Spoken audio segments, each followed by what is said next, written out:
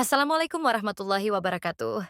Saya Lili Kristanti dari kelas PG PAUD semester 6 dengan nomor identitas mahasiswa 2 2862 070010.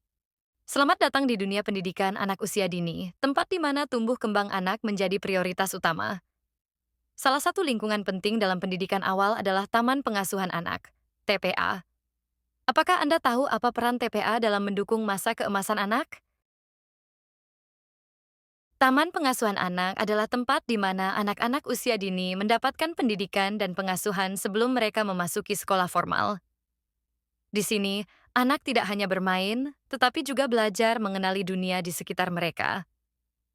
Dengan tujuan utama mendukung perkembangan kognitif, sosial, emosional, dan motorik, TPA menjadi fondasi penting bagi anak-anak untuk membangun kemampuan komunikasi, interaksi sosial, serta keterampilan berpikir.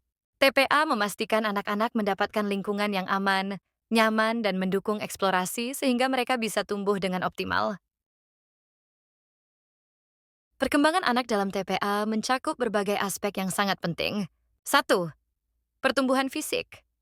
Anak mulai mengembangkan motorik kasar dan halus melalui permainan interaktif. 2. Keterampilan sosial. Dengan berinteraksi bersama teman sebaya, anak belajar bekerja sama, berbagi, dan berkomunikasi secara efektif. 3. Kecerdasan emosional. Anak belajar mengenali dan mengelola emosi mereka, seperti kegembiraan, kesabaran, serta bagaimana menghadapi tantangan kecil dalam bermain. Metode pembelajaran berbasis bermain dalam pendidikan anak usia dini. Finger painting membantu anak memahami warna dan tekstur serta mengasah kreativitas. Permainan balok meningkatkan kemampuan berpikir logis dan motorik anak. Eksplorasi alam mengenalkan konsep sains secara sederhana melalui observasi dan percobaan kecil. Dengan bermain, anak tidak hanya bersenang-senang tetapi juga belajar memecahkan masalah, berimajinasi, dan mengembangkan keterampilan berpikir kritis. Pengelolaan sarana dan prasarana. Agar pembelajaran dan pengasuhan berjalan optimal, lingkungan dalam TPA harus aman, nyaman, dan mendukung eksplorasi anak. Fasilitas seperti permainan edukatif, taman bermain, alat seni, dan sudut baca sangat berperan dalam menstimulasi kreativitas serta motorik anak. Pengelolaan sarana dan prasarana harus dilakukan dengan baik, termasuk kebersihan, keamanan, serta penyediaan alat yang sesuai dengan usia dan kebutuhan perkembangan anak. Pengelolaan sumber daya manusia. Pendidik di TPA memegang peran penting dalam mendampingi anak-anak belajar dan berkembang.